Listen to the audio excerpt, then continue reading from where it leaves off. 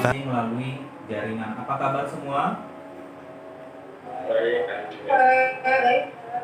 Ya, wajib bersyukur kita dalam kondisi pandemi seperti ini kita harus tetap menjaga kesehatan. Tadi saya sudah absen, ternyata kita hadir semua hari ini. Baiklah, untuk kelas tolong dipimpin untuk berdoa memulai pelajaran. Kepada Desmond, dipersilakan. Mari teman-teman, kita sebelum belajar kita berdoa untuk agama dan kepercayaannya masing-masing. Berdoa dimulai. Berdoa selesai. Ya, untuk hari ini materinya tentang uang. Tapi kita membahas balik dulu materi minggu lalu, yaitu tentang lembaga keuangan bank dan bukan bank. Jadi lembaga keuangan terdiri atas bank, kemudian ada yang non bank seperti asuransi ataupun dana pensiun. Nah, untuk saat ini kita mempelajari tentang uang. KD-nya yaitu 3.4 menganalisis berbagai jenis uang, mengklasifikasikan berbagai jenis uang. PowerPoint-nya yang sudah saya bagikan tadi pagi sudah dibaca semua. Pak. Iya, jadi ya saya review kembali. Jadi uang adalah alat pembayaran yang sah. Kemudian fungsinya ada fungsi asli uang sebagai alat tukar, sebagai alat ukur. Nah, ini adalah gambarnya untuk uang zaman sekarang. Uang itu terdiri juga ada sejarahnya, uang sebelum masa kemerdekaan dan uang sesudah masa kemerdekaan. Nah, ini fungsi turunan uang, yaitu sebagai alat pembayaran, sebagai penunjuk harga, sebagai alat pembayar, dan sebagai alat penimbun.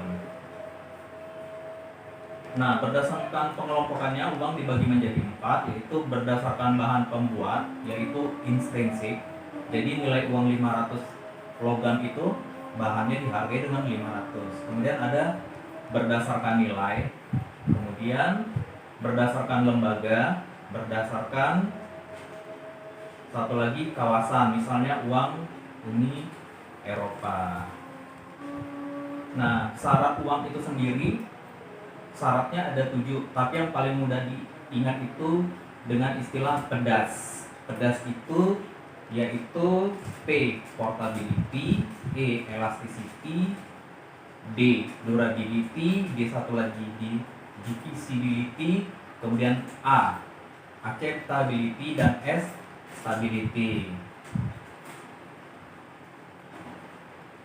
Nah, mengenai bagiannya, mengenai sistematika, petanya, peta konsep, uang itu ada sejarah sebelum kemerdekaan, sesudah kemerdekaan, kemudian definisinya, syaratnya, kemudian fungsi uang.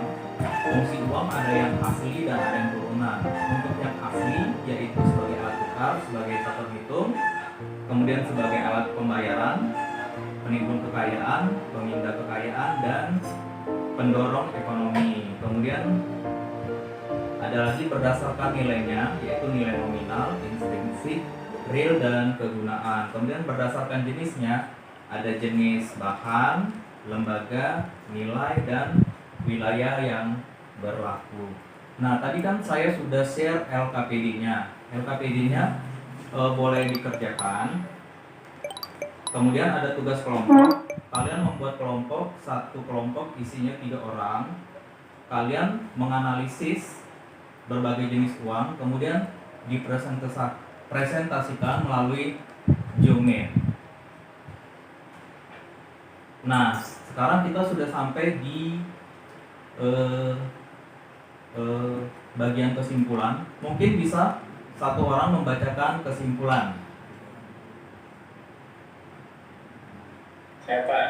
Ya. Ini adalah tidak munculnya uang terdiri dari masa sebelum barter, masa barter, dan sistem uang barang, dan masa uang. Iya. Kesimpulan yang kedua, uang adalah suatu benda dengan satuan hitung tertentu yang dapat digunakan sebagai alat pembayaran yang sah dalam berbagai transaksi pada wilayah tertentu dan keberadaan serta penggunaannya sesuai dengan peraturan perundang-undangan yang berlaku. Dan yang terakhir, Ya. suatu benda yang dapat dijadikan sebagai uang jika benda tersebut memenuhi syarat acceptability, stability, elasticity, portability, durability, divisibility, dan scarcity. Ya, itu benar sekali kesimpulannya. Coba sekarang sebelum ditutup saya tes dulu ya. Kira-kira untuk soal nomor 1 jawabannya apa? Saya bacakan, pada saat kehidupan masyarakat masih sederhana, orang belum bisa menggunakan uang dan perdagangan dilakukan menukarkan barang dengan barang secara langsung, tetapi masih terbatas pada beberapa jenis barang. Berdasarkan sejarah munculnya uang, masa ini disebut kira-kira apa? Barter, sebelum barter, sistem barang, masa uang. Iya, barter, benar sekali. Kemudian pertanyaan terakhir ya, uang harus dapat diterima secara umum dan penggunanya sebagai alat tukar. Hal ini uang harus memenuhi syarat acceptability, recognizability, portability, durability, atau stability of value. Jawabannya Acceptability. ya, acceptability, benar sekali.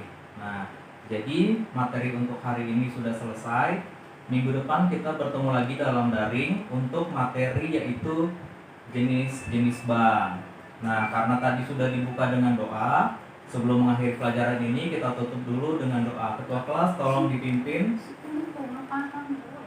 Baiklah kawan-kawan, sebelum menutup pembelajaran kali ini kita berdoa menurut agamanya masing-masing. Doa dimulai. Berdoa selesai. Ya, demikianlah pertemuan hari ini. Masing-masing kita boleh lead dari pikon ini. Selamat pagi, tetap semangat.